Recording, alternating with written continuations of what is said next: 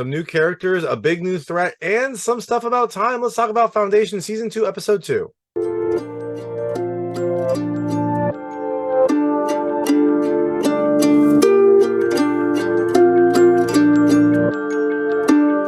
Hey everyone, it's David Stark from Watcher Pass, and it's Friday, it's Foundation Day. Let's talk about Season 2 episode, A Glimpse of Darkness. It's coming to Apple TV Plus on July 21st, 2023. In this episode, we get introduced to a bunch of new characters, a new big threat, and some stuff about time. My hot take is, look, I think you should rent it. I like that this introduces a host of new characters that I absolutely love, and I can't wait to see more of them, but this episode really does kind of feel like a setup episode. There's not really enough happening to kind of get my interest going, and I didn't really love the new threat that they introduced. So I'm sure it'll get better. I'm sure the rest of the season will be really good. I really loved the first episode of the season, and maybe that was the problem. Maybe that set the bar too high. This episode, it was okay. It was fine. It sets the framework for what's going to happen later. But that being said, I'm going to tell you a little about the episode, a few things I liked, a few things I didn't like, and then go into a recap. And as you can imagine, there will be spoilers in the recap section. If you don't want to know what happens in this episode, I would turn it off when I get to the recap section. Before that, I'll keep it vague. I'll keep it spoiler-free. I'll let you know when I get to those spoilers. So, Foundation Season 2, Episode 2 follows right after the revelation of Season 2, Episode 1, where Harry Seldon's consciousness escaped from the Prime Radiant, manifested in Gaal and Salvor's ship, and seemed very pissed at Gaal. Well, we find out why in this episode, as well as meet some new characters and developments that have happened in the 100 years since the end of Season 1. There have been a lot of developments in this overall world. We saw some of them in the last episode. Now we get to see some of the more fun and interesting ones. That being said, things I liked about this episode, the first look, I've mentioned a couple of times, I love the new characters. I love these characters that we get to see. One of them is not like necessarily new. I love the Queen. We've met her in the last episode, but she is a lot of fun. She is kind of very rebellious. She's very curious. She's very outspoken. It's very different from the characters we've seen interacting with Empire. And I really like seeing the push and pull between her and the various brothers. And I think there's going to be some drama and maybe some conflict that arises because of this. I also really liked the new clerics, this Church of the Galactic Spirit that we get introduced to. They're fun. They're really interesting. It's got like a cult of Harry Seldon that has developed in the last 100 years. Then the two clerics that we get to meet are very interesting for very different ways. One is very charismatic, one is very theatrical, and the other is just kind of like more, I don't know, down to earth, more like focused on the mission. She is doing like a good job trying to actually preach about this overall church. I'm excited to see where they lead us as well. The second thing I love, look, I like the stakes. The stakes in this episode seem to be raised even higher than the last one. It seems like there is a big threat coming. There is something that is happening in the horizon, and this episode really helps to kind of like set that in motion and show you that there is something building in the future. And the last thing I love, look, I'll call it the blurred lines. I like that in this episode, it kind of showed that some of the people and the entities that we thought were good, at least at the end of the last season, maybe they have become different in the 100 years since. Maybe their motivations are a little more gray. It is fun to see kind of like things that we used to kind of hold up in high regard now maybe don't have that same level of polish. Maybe their motivations are a little bit less altruistic. So I really like that too. I like this kind of nuance that is developing now. That being said, things I didn't love. The first, and this is a complaint I had a lot with the last season as well, some of the effects were a little bit iffy. Not all of them. Like, I thought the production values in the first episode were fantastic. This episode, they were generally pretty good, but there were a few rough scenes. Now, I will caveat this by saying I watched the screener. It could have just been an artifact of the screener. It could have been, stuff that is going to be fixed later, but there were just a few scenes that looked a little rough, not up to kind of like the high level I expected, given what we saw in episode 1 of this season and kind of how this second season started off. The second thing I didn't love this new threat that we meet. The threat that we meet just didn't have like, I don't know, a scary demeanor. It didn't feel like very threatening, even though apparently it is a big deal. Apparently this threat is going to develop into something really, really bad. When we met it, it just didn't seem like it was that big of a concern. Then, so I guess we'll see. We'll see how that develops also. And the initial meeting just didn't have me like feeling chills, and I was expecting to be like more concerned when we finally met the person. And the last thing I didn't love, look, this has been my complaint with Foundation pretty much from last season, and it comes and goes, but This episode, it definitely feels like there was more like magic that's introduced. This episode, it feels like we get some more magic introduced. There is some aspects of time that are explored. There's some projection stuff that happens that feels more on the magical side, less on the like cold logical side that I associate with Foundation. I do like that there is actually a line in this episode where one of the clerics mentions that Harry Seldon's like original vision is about logic and about like understanding the plan, and that the Church of the Galactic Spirit, has become like too mystical. So it seems like Foundation itself recognizes this. But that being said, look, this is not a bad episode. It just I wanted a little bit more, and it feels like this is just a setup episode for later in the season. I'm sure later in the season it's going to get great. I really loved the first episode. This episode was just okay, but it comes to Apple TV Plus on July 21st, 2023. I'm going to go into a quick recap. So if you don't want to know what happens in this episode, I would turn it off now because there will be spoilers. So this episode, we have essentially three main like chains, or three main characters. The first is we've got Gaal and Salvor, and now the consciousness of Harry, trying to get their ship up and then figuring out what to do next. Now, they get caught in the hurricane, but they're able to get the ship restarted. They fly away, and then as Harry and Gaal are kind of like debating the plan, debating like the things that happen, we find out that there was a big detour from the plan that Gaal took. Gaal was supposed to start a second foundation, but after Wraith died, she was so like disillusioned with this. She was so like angry at Harry for what happened. She couldn't separate like Harry, the person, from the plan that Harry had. And so she just stopped. She didn't set up the second foundation. Well, that apparently has some fairly dire consequences. So while they're looking at the new plan now, without that second foundation that was kind of critical for the overall success, they see that the next big like turning point is 150 years in the future. So Gaal uses like her abilities, her like premonitions to try to go into the future. And she tries at the start and can't. Like she's not able to do it. But then she remembers that she was able to do it when she was like drowning in her home planet. She's from a water planet. When she's drowning, maybe that like amplifies her abilities. Who knows? But they set it up in the ship itself. They like vent the oxygen.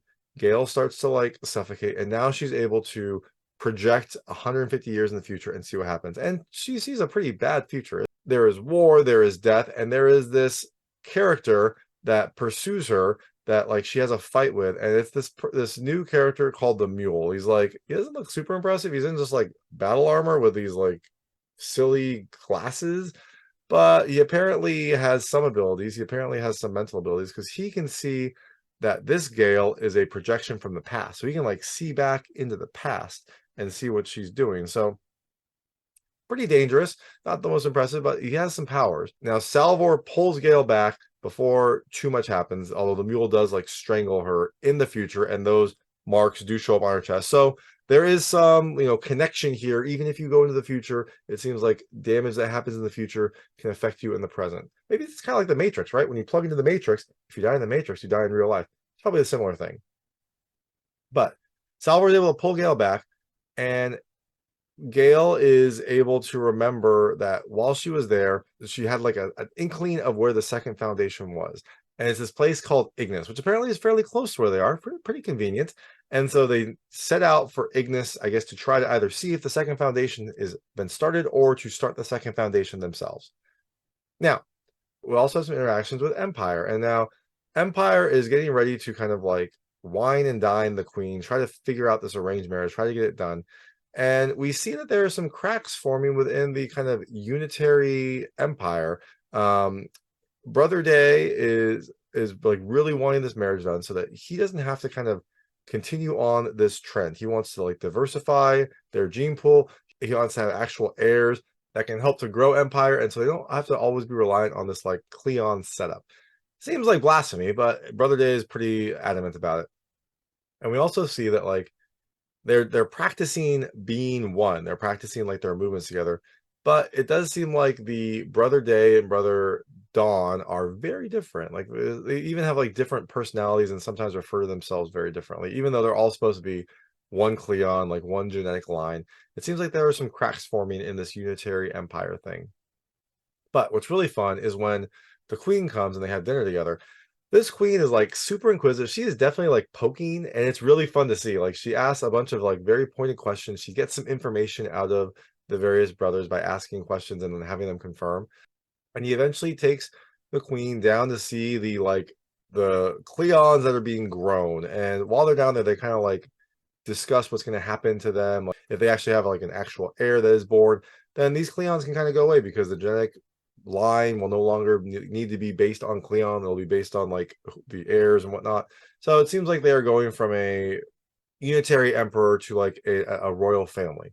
Will that be good for Empire? I guess we'll find out. But I do think the queen is going to have some interesting designs. She seems to be sowing discontent. She like is being very nice to Brother Dawn sometimes, very nice to Brother Day. It seems like she is trying to kind of like poke and prod and brew some turmoil here that I am very excited to see how that develops. And the last thread is we've got these clerics from the Church of the Galactic Spirit. They're off kind of like preaching the word of Harry Seldon. They're preaching like the message of Harry Seldon to these other planets, and they're trying to recruit people to join their church. And it is a very fun scene. It's fun seeing them try to like bring their religion to this outer worlds thing, and to see the conflict that they have with them. But they do have this like big like charlatan kind of show where they're showing like the wisdom of Harry Seldon and the things that can happen. But they eventually get called back, and they get called back because the vault on Terminus is open. And so all the clerics of the Galactic Spirit are being called back to Terminus to go and like see the vault. Now, when we get there, we find that maybe everything wasn't all rosy on Terminus. One of the clerics, the like high cleric, gets called into a meeting with some other leaders of Foundation. And at this meeting, you can see that like the intentions of the Foundation leadership maybe is a little bit less altruistic than you were expecting. Like, you expected them to be like following Harry Seldon's plan, but it seems like they are really focused on like who's going to see Seldon, what's that ceremony going to be like, how is it going to benefit Foundation. I do like how the high cleric basically looks at them and says like, look at this place, we might as well be on Trantor, like essentially implying that they've become the Empire with their like plots and their like profit motivation and things like that. And one of the leaders is like, I believe in the prophet, and the high cleric is like, how do you spell that? Which I love. I thought that was a fantastic line. That was one of my favorite lines in all of Foundation, and I really love the high cleric character. He's a lot of fun. He is definitely kind of up and down the entire time. But eventually the kind of jockeying match happens, and I guess I should mention the reason the high cleric is the high cleric is he is the only living person to have seen Harry Seldon initially.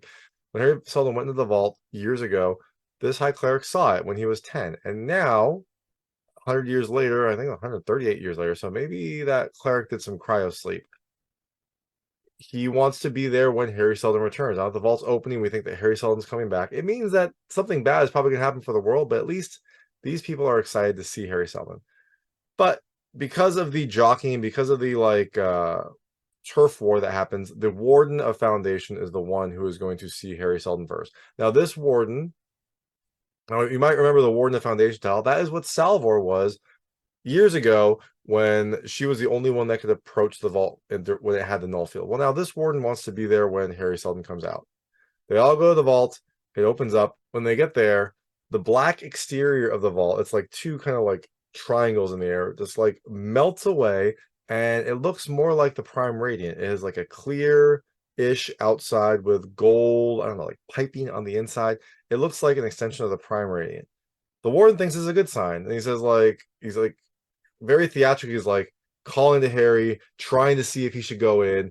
He, has a speech to the people being like, I'm going to go speak to the prophet and, bring his wisdom to you. And this is when he starts getting lifted up, kind of like levitated up.